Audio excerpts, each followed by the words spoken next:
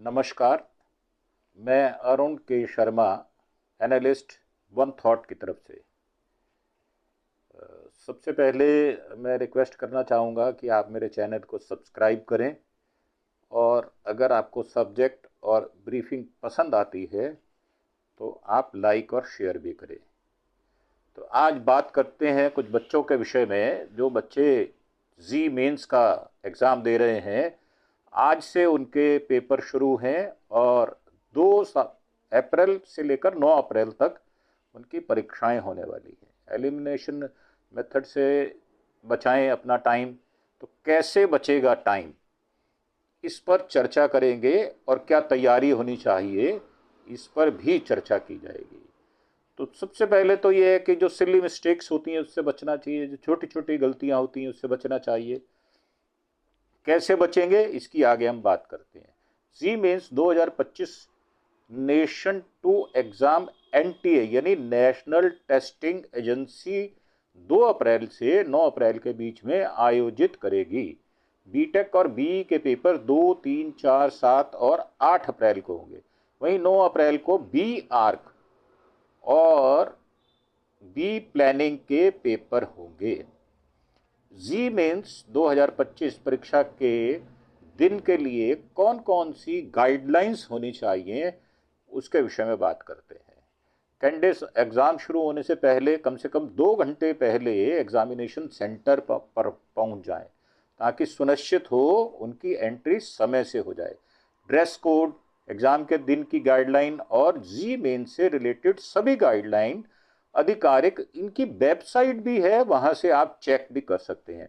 Candidates की जो है उसको अपनी वही फ़ोटो जो आईडी के साथ लगाना ज़रूरी था वही लेकर जानी चाहिए, जो ऑनलाइन एप्लीकेशन में अपलोड किया था।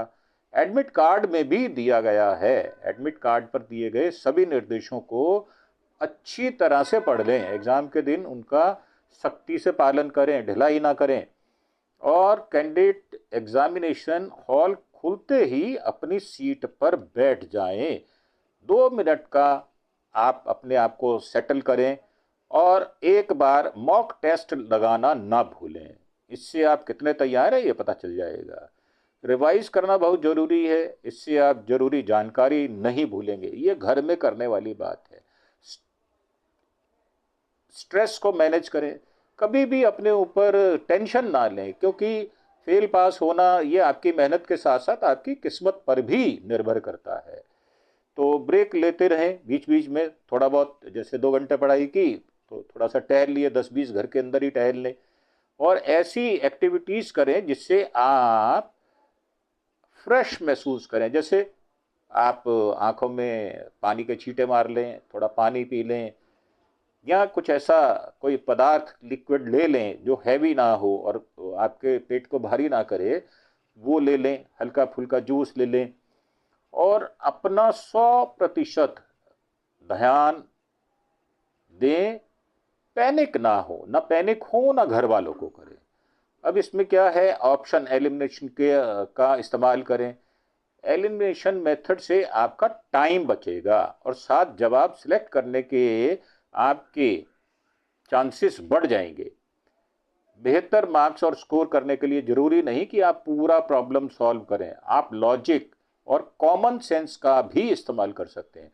मैथ्स और पैटर्न्स के जरिए गलत आंसर्स को एलिमिनेट कर सकते हैं। अपना जवाब वेरीफाई करने के लिए फिजिक्स में आप dimensions analysis, in organic chemistry में और पैराडॉक्स ट्रेड्स में, मैथ में सब्स्टिट्यूशन का इस्तेमाल कर सकते हैं। तो कैसे सक्सेस के एक 6 मंत्र हैं जो किसी ने बताए हैं स्टूडेंट ने, मैं उनके विषय में आपसे बात करना चाहता हूं। जब भी मार्क्स कम आए और फौरन खुद को मोटिवेट करें, अपने आप को प्रिपेयर करें और अपने आप को बूस्ट करें, अपनी एनर्जीज को कलेक्ट करें और आगे की तैयारी में जुड़ जाएं। अगर पढ़ाई में 2-3 दिन का गैप है तो कंसल्टेंसी खराब होती है। इसलिए गैप ना करके आप हर दिन पढ़ें। भले ही एक दिन 4 घंटे पढ़ें, एक दिन 3 घंटे पढ़ें या 5 घंटे पढ़ें, उससे कोई फर्क नहीं पड़ता, परंतु कॉन्टिन्यूटी और रेगुलरिटी ये जरूरी है। एग्ज़ाम पैटर्न के बेसिस पर रूटीन बनाएं। इसे जेईई मेन में लेकर एडवांस्ड तक का, जब आप एडवांस भी दें तब भी फॉलो करें इस प्रोसीजर को। एनसीईआरटी की किताबों से पढ़ें जो कि अथेंटिव होती हैं, जिसमें सही जानकारी होती है, उनको पढ़ें। कॉन्सेप्ट्स क्लियर होंगे तो आप ट्रिकी सवालों के जवाब दे पाएंगे। जब आपका कॉन्सेप्ट क्लियर होगा, कॉन्सेप्ट क्लियर होगा, तो कॉन्सेप्ट से मतलब है कि जब आपको क्लैरिटी होगी, डाउटफुल नहीं होंगे तब। और फिर उसके बाद पांचवा है कि एग्ज़ाम से पहले रिजल्ट के बारे में ना सोचें, जो होगा देखी जाएगी। और परवाह ना करें इस बात की, अपना ध्यान आप कंसंट्रेट करें और अपनी पुस्तकों पर, अपनी स्टडी पर लगाएं। पॉजिटिव रहकर पेपर की तैयारी करें। हमेशा आप बी पॉजिटिव ऐसा रहें। और वैसे एक युक्ति है कि हमारे यहाँ माना जाता है हिंदू पद्धति में कि तथास्तु देवता घूमते हैं। यदि आप कहते हैं कि मैं तो अच्छे नंबर लाऊंगा, तो तथास्तु देवता कहते हैं तथास्तु, इसका मतलब आएंगे। इसलिए जो नकारात्मक बातें हैं उनको अपने मुंह से ना निकालें। सोशल मीडिया से दूरी बनाएं। एग्जाम तक अपना फोकस पूरी तैयारी पर रखें। मतलब फेसबुक है, ट्विटर है, एक्स है, ये जो आलतू फालतू की बातें हैं जो आपसे, आपकी पढ़ाई से रिलेटेड नहीं है, उनको कुछ दिनों के लिए भूल जाएं जब तक आप एग्ज़ाम नहीं देते। एग्ज़ाम में प्रिपरेशन के लिए और क्या तैयारी हो सकती है, इसके विषय में बात करते हैं। अब फिजिक्स में 11वीं के बेसिक चैप्टर पर ध्यान दें जो 11th क्लास में आपने पढ़ा है, क्योंकि यही 12वीं में दूसरे चैप्टर में काम आते हैं। केमिस्ट्री में ऑर्गेनिक और इनऑर्गेनिक स्कोरिंग सब्जेक्ट होते हैं। ये दोनों ही स्कोरिंग सब्जेक्ट हैं, इसमें नंबर अच्छे आते हैं। इन पर आप फोकस करें, ध्यान दें इन पर। मैथ्स में क्वेश्चन मॉडल्स पर फोकस करें, क्योंकि ये कई बार जेईई मेन एग्जाम में रिपीट होते हैं। तो पुराने जो क्वेश्चन पेपर हैं, जो 10 ईयर जिनको हम बोला करते थे, उनको आप खुद क्वेश्चन पेपर लेकर उसको सॉल्व करें, प्रैक्टिस करें। अपने डाउट्स क्लियर करें, चाहे आपके अपने टीचर हों, चाहे गूगल से करें, चाहे आप एनसीईआरटी की किताबों से करें, ताकि एग्ज़ाम में अपनी 100% परफॉर्मेंस दे सकें। आपका जो रिजल्ट आना है वो 100% आए, इसके लिए अपनी परफॉर्मेंस पर ध्यान दें। यूट्यूब से चैप्टर साइज या सब्जेक्ट वाइज टेस्ट दें। जैसे कि आप यूट्यूब में बहुत सारी आपको ऐसी वीडियोस मिल जाएंगी। यूट्यूब का मतलब ये नहीं है कि आप जब खोल बैठे हैं उसको तो फिर आप इधर उधर की बातें भी देखें। बिल्कुल उस पर स्ट्रिक्ट रहें और अपने मन को पक्का करके यूट्यूब में जो अपने रिलेटेड सब्जेक्ट से रिलेटेड है उन्हीं को देखें। जो लेक्चर क्लास में पढ़ाए जाएं उन्हें ध्यान से आप सुने। ऐसा नहीं है कि आप कुछ और सोच रहे हैं, चैप्टर कहीं और चल रहा है और आपको उसके ऊपर पता ही नहीं चल रहा कौन सी लाइन चली गई, कौन सी लाइन नहीं गई। तो मेरा मानना यह है कि आप उस पर ध्यान दें। और एक और टॉपर हैं जिनका एक्सपीरियंस है, उनका कहना है कि टेस्ट नंबरों को आखिर डिसीजन नहीं माना जा सकता। ये लास्ट नहीं है, ये शुरुआत है। खुद पर डाउट हुआ तो पेरेंट टीचर से बात करें। पेरेंट्स आपके मोरल को बूस्ट करेंगे। मैंने कभी भी पोटेंशियल को फिक्स नहीं किया, हमेशा और ज़्यादा मेहनत करनी चाहिए। मतलब जो ऊंचाई है उसकी लिमिट नहीं है, आप कितना पढ़ सकते हैं, कितना ऊंचा जा सकते हैं, इसको फिक्स ना करें। आप अपने ध्यान केंद्रित करें और अपने को हमेशा बूस्टिंग मोड में रखें। मैंने हमेशा शॉर्ट नोट्स तैयार किए हैं ताकि आखिरी के हफ्तों में अच्छे से अच्छे रिवाइज, छोटे छोटे जो है आंसर तैयार करें। बहुत ज़्यादा लंबी गाथा गाने की जरूरत नहीं है, कंसंट्रेट करें, टू द पॉइंट आप आंसर दें। जो नहीं पूछा गया उसको बिल्कुल ना लिखें और जो पूछा गया उसको विस्तार से लिखें। फेलियर के डर को दूर करने के लिए हमेशा अपने आसपास अपने पेरेंट और टीचर से बात करते रहें। जो आपके बड़े हैं उनसे आप बात करें, उनके साथ बैठें, 10, 15, 20 मिनट बिताएं, तो वो आपके मोरल को बूस्ट करेंगे। फिजिक्स, केमिस्ट्री और मैथ पर बराबर फोकस करें। ऐसा नहीं है कि एक सब्जेक्ट आपका बहुत अच्छा है, दूसरा कमजोर है, तो आप उससे मन चुराएं। आप इक्वली सबको इक्वली टाइम दें। अगर 2 घंटे 2 घंटे 2 घंटे पढ़ते हैं तो 6 घंटे का ये डिवीजन हो गया। एप्लीकेशन बेस्ड क्वेश्चन जो है उनकी प्रैक्टिस पर जोर दें। एग्जाम से एक हफ्ते पहले सिर्फ लाइट रिवीजन करें, मतलब ऐसा नहीं है कि आप रट्टे मारने में तब भी लगे हुए हैं, एक हफ्ते पहले तैयारी पूरी हो जानी चाहिए, बल्कि मेरा कहना है 15 दिन पहले पूरी हो जानी चाहिए। तो उसको आप नज़रअंदाज ना करें। एग्जाम से पढ़ते वक्त रिजल्ट के बारे में ना सोचें, जब आप पढ़ रहे हैं तो रिजल्ट ना सोचें, रिजल्ट जो आएगा आएगा, जो आपकी किस्मत में होगा मिल जाएगा, जो आपने मेहनत की है वो मिल जाएगा। सोशल मीडिया से बार बार मैं कह रहा हूं कि सोशल मीडिया से दूर रहें, क्योंकि सोशल मीडिया कोई प्रोडक्टिव बात नहीं है। ये डॉक्यूमेंट्स एग्जामिनेशन सेंटर पर लेकर पहुंचे, सेल्फ डिक्लेरेशन के साथ एडमिट कार्ड प्रिंट आउट ले लें, इसका एक passport size photo, online application के दौरान अपलोड किया गया फोटो, कोई भी आइडेंटिटी प्रूफ ले ले, जैसे स्कूल का आई कार्ड है, पैन कार्ड है, ड्राइविंग लाइसेंस है, वोटर आई कार्ड है, पासपोर्ट है, आधार कार्ड है। आधार कार्ड इसमें सबसे बढ़िया है।